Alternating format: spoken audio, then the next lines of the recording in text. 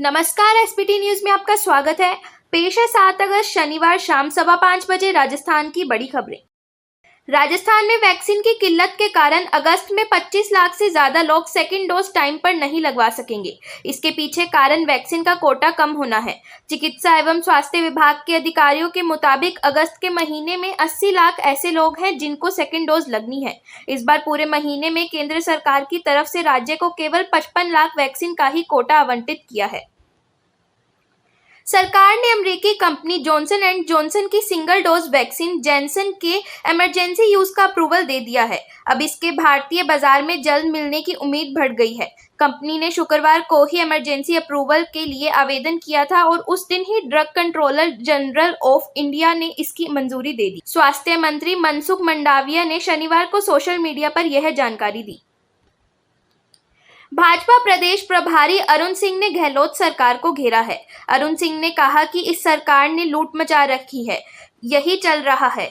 बजरी माफिया से लेकर हर स्तर पर माफिया सक्रिय है। सबको लूटने की छूट दे रखी है, जितना लूट सके लूट लो। आपसी फूट में यह सरकार चल रही है। अरुण सिंह शनिवार को प्रदेश बीजेपी मुख्यालय में मीडिया से बातचीत कर रहे थे।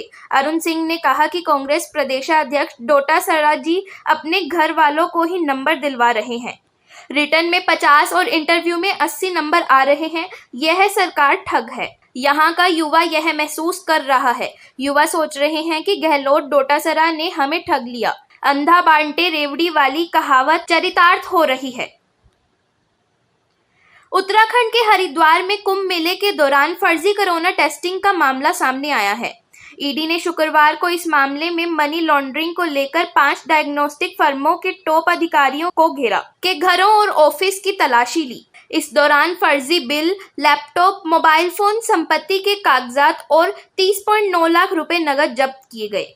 जांच एजेंसी ने जिन कंपनियों पर छापा मारा उनमें नोवस पाथ लैब्स, डीएनए लैब और मैक्स कॉर्पोरेटर सर्विसेज, डॉक्टर लाल चंदानी लैब्स और नलवा लैबोरेटरीज शामिल हैं। देहरादून, हरिद्वार, दिल्ली, नोएडा और हिसार में तलाशी ली गई। राज्य सरकार ने इन्हें पहले 3 करोड़ 40 लाख रुपए का भुगतान कर चुकी है। उत्तराखंड पुलिस ने इस मामले शिकायत दर्ज कराई थी। विश्वविद्यालय के निलंबित कुलपति द्वारा बनाए गए खास परीक्षा केंद्रों पर विधानसभा ने जवाब मांगा है। विधायक अनीता बघेल ने इन परीक्षा केंद्रों को लेकर प्रश्न लगाया है। स्तर 2019 से 20 की परीक्षाओं को लेकर नागौर, टोंक, भीलवाड़ा और अजमेर के निजी कॉलेज में नए केंद्र गठन की योजना बनाई गई। इनमें विद्यार्थियों की मांग और क्षेत्रीय जरूरत का तर्क दिया गया। निलंबित कुलपति रामपाल सिंह के स्तर पर बकायदा एक परीक्षा समिति गठित की गई। राजस्थान में बिजली कंपनियों में नकली भर्ती के लिए ऑनलाइन परीक्षा 4 सितंबर से शुरू होगी। पहले चरण में एईएन, जेईएन, सूचना सहायक, लेखाधिकारी और पर्सनल ऑफिसर के पदों के लिए परीक्षा होगी। उत्पादन निगम की ओर से निकाली गई 1075 इंजीनियर और नॉन टेक्निकल पदों के लिए 1.4 लाख आवेदन भरे गए हैं। मुख्यमंत्री अशोक गहलोत ने नीति आयोग से कहा है कि कोविड के कारण बिगड़ी अर्थव्यवस्था को पटरी पर लाना आसान नहीं है। जल जीवन मिशन में केंद्र और राज्य के खर्चे का अनुपात 50/50 के बजाय 90/10% किया जाना चाहिए। साथ ही 13 जिलों की सिंचाई एवं पीने का पानी उपलब्ध कराने के लिए ईस्टर्न राजस्थान कैनाल प्रोजेक्ट को राष्ट्रीय परियोजना का दर्जा दिया जाना चाहिए।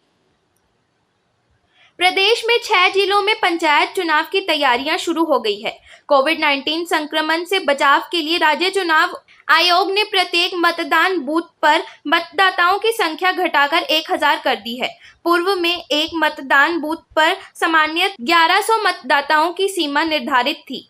प्रत्येक बूथ पर 1000 मतदाताओं की संख्या के अनुसार 6 जिलों में 10,604 मतदान बूथ स्थापित किए जाएंगे। यदि आपकी आयु 1 जनवरी 2022 को 18 वर्ष या उससे ज्यादा हो जाएगी तो आप अपना नाम मतदाता सूची में जुड़वा सकते हैं। निर्वाचन विभाग की ओर से इसके लिए अभियान शुरू किया जाएगा। आप अपना नाम 1 नवंबर से 30 नवंबर तक मतदान सूची में शामिल करा सकते हैं। राज्य के सभी 200 विधानसभा निर्वाचन क्षेत्रों की मतदाता सूचियों का प्रारूप प्रकाशन 1 नवंबर को किया जाएगा। राजस्थान में ढेरों भर्ती परीक्षाएं अंजाम देकर युवाओं को नौकरियां देने वाले राजस्थान लोक सेवा आयोग के पूर्व अध्यक्ष खुद को व्यस्त रखे हुए हैं।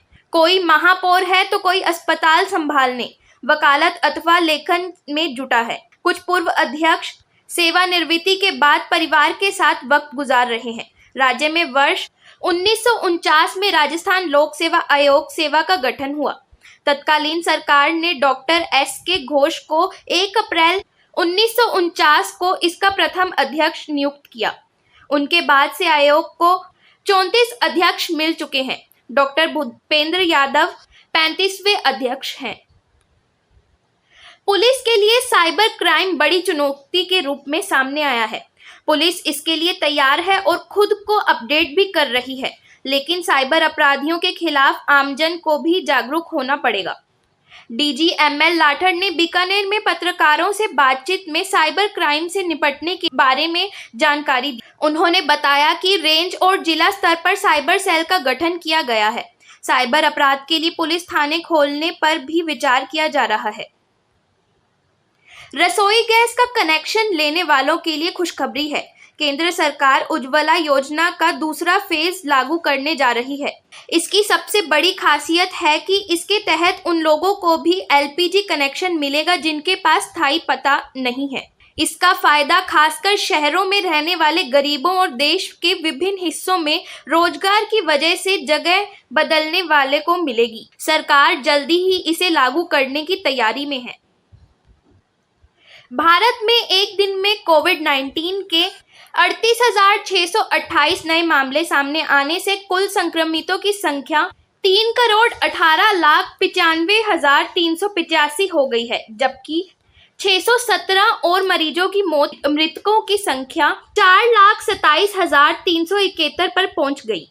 केंद्रीय स्वास्थ्य मंत्रालय के शनिवार सुबह 8 बजे तक के अद्यतन आंकड़ों के अनुसार उपचाराधीन मरीजों की संख्या कम होकर 4,12,153 हो गई, जो संक्रमण के कुल मामलों का 1.29% है। कोविड-19 से स्वस्थ होने की राष्ट्रीय दर 97.37% है। मुख्यमंत्री अशोक गहलोत ने सहयोगी संघवाद की भावना को मजबूत करने की दिशा राज्यों को उनके विकास के लिए केंद्र से मिलने वाले आर्थिक एवं नीतिगत सहयोग को बढ़ाने का आग्रह किया है। उन्होंने कहा है कि विगत कुछ वर्षों में आर्थिक मंदी, कोरोना महामारी, प्राकृतिक आपदाओं सहित अन्य कारणों से देश के सभी राज्यों की राजकोषीय स्थिति पर प्रतिकूल प्रभाव पड़ा है। साथ ही सामाजिक सुरक्षा का दायरा और अधिक बढ़ाने की जरूरत महसूस की जा रही है। बीकानेर में 4 विश्वविद्यालय हैं, लेकिन इतिहास में पहली बार ऐसा हुआ जब एक कुलपति का कार्यालय समाप्त हो रहा हो और उससे पहले दूसरे स्थायी कुलपति की नियुक्ति हो गई हो। शनिवार को वेटरनरी विवि के कुलपति प्रो विष्णु शर्मा का कार्यकाल समाप्त हो रहा है और राज्यपाल कलराज मिश्र ने बिहार पशु चिकित्सा विज्ञान विवि के कुल सचिव प्रो सतीश कुमार गर्ग को यहां का स्थायी कुलपति नियुक्त किया है। फिलहाल इस बुलेटिन में इतना ही। फिर हाजिर होंगे और बड़ी खबरों के साथ। SBT न्यूज के और भी वीडियोस को देखने के लिए हमारे चैनल को सब्सक्राइब करें और नोटिफिकेशन पाने के लिए बेल आइकन को प्रेस करें।